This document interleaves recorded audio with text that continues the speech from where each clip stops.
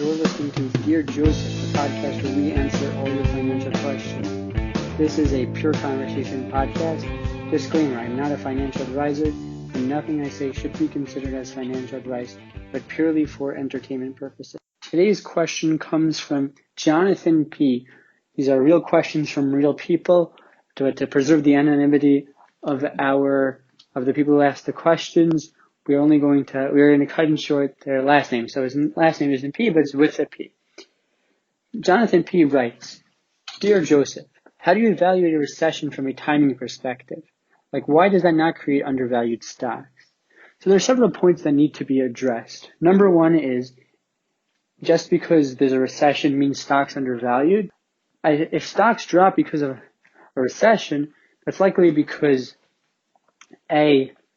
people don't have money, so expectations for earnings for companies go down. It also means risks go up because companies are making less money, so it's more likely that they'll default on debt. And two, people don't have so much income necessarily to allot to the market. So on a supply and demand kind of thing, because there's going to be less demand for stock, because people are going to be pulling out of the market, or people are not going to be able to invest as much going forward, there's going to be less business going on in the market, and therefore prices are going to go down. In the same way where if someone like Jeff Bezos or Warren Buffett or Elon Musk were to sell all their stock in their given company, it would dilute. There would be so much supply that demand would drop and the price of the stock would drop. So there are multiple reasons why stocks drop in a recession, but it's not necessarily because of some type of undervalue. If you're going to say, well, I think the stocks are going to go up going forward, well, that's not a case for necessarily undervalued stocks. That is an assumption of some sort of risk. That I would question the basis of how do you know how fast it's going to recover.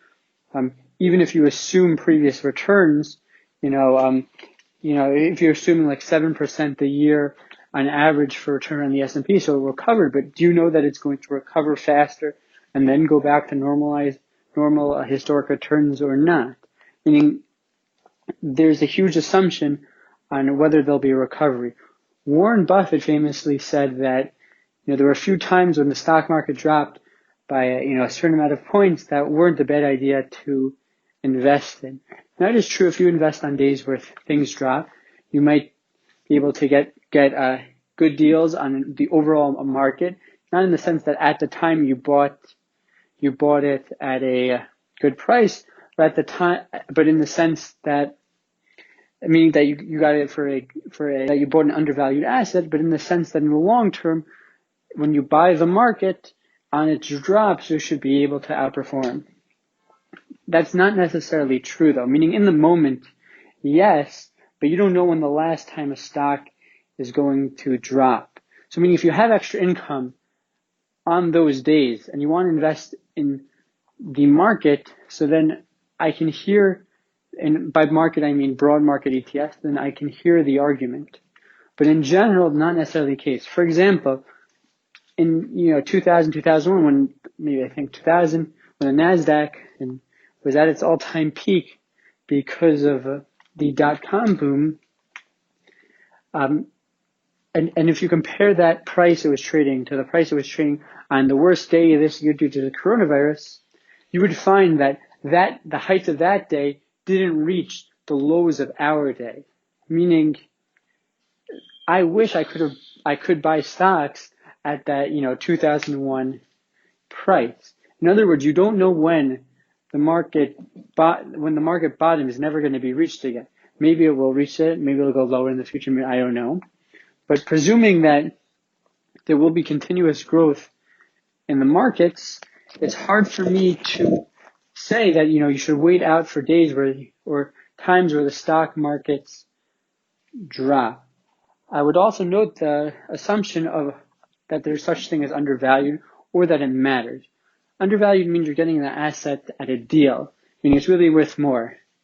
Well, why do you think it's worth more? In my recent article on pureconversation.com, where the article entitled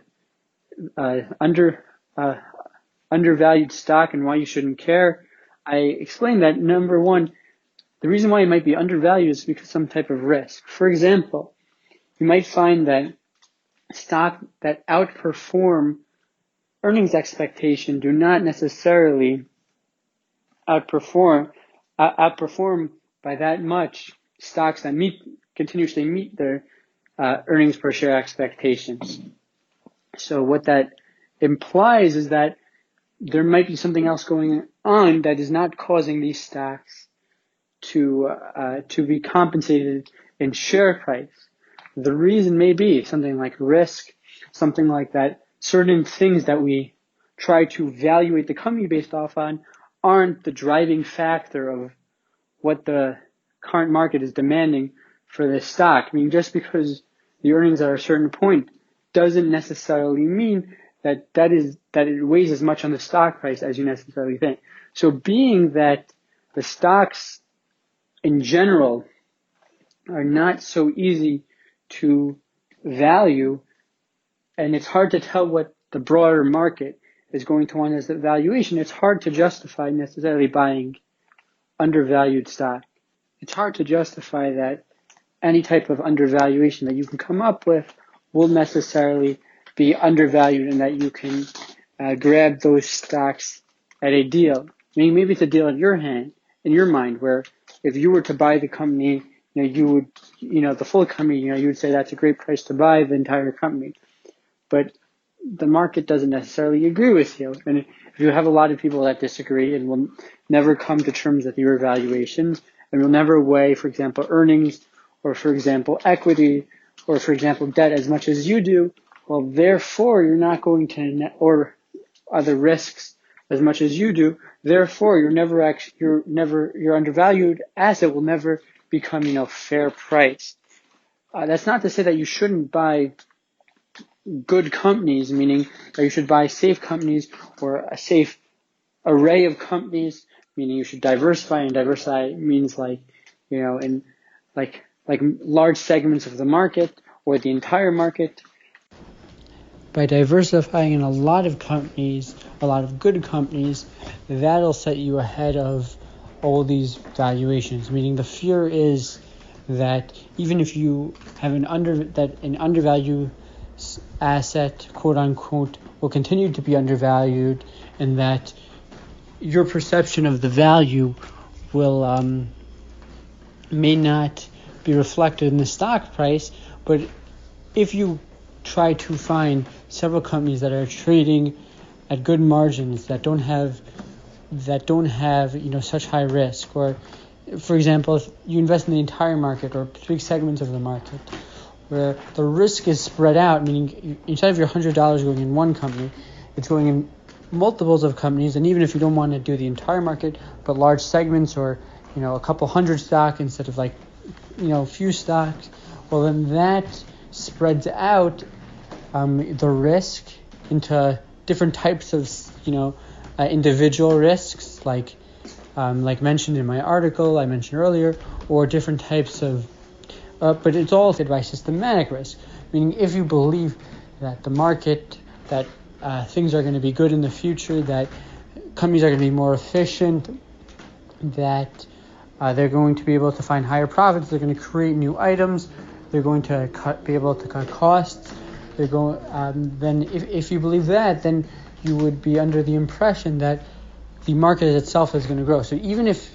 you don't even if your valuations aren't particularly useful, you can still find groups of valuable companies that the market will at very least grow because of the growth of the overall market. Meaning it might not reflect your valuations, how you value it, but it is a great way to grow your company in that you're investing in the progress. And that's something that's a lot safer than, say, investing in some type of valuation that maybe one day the market will decide to evaluate things the same way you evaluated it.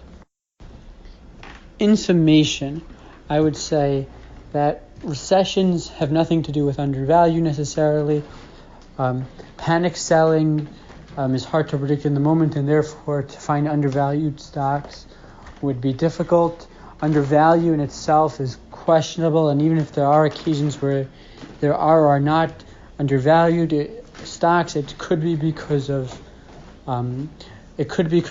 certain things like risks or measurements of value that the overall market sees or weighs differently than you do, and that the entire market would have to come to your understanding to reach your valuations, which is not something you can rely on.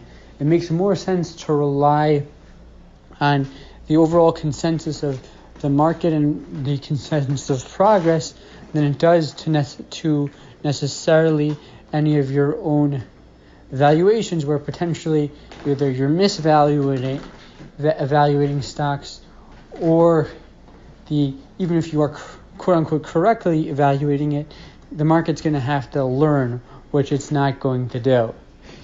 So even if markets are inefficient and they're wrong about the prices, well, if they're going to be wrong, who says they're ever going to learn to be right according to you? So instead, a better idea would be to invest in larger segments and valuable companies, not undervalued companies. Thank you for listening. Please make sure to like and subscribe.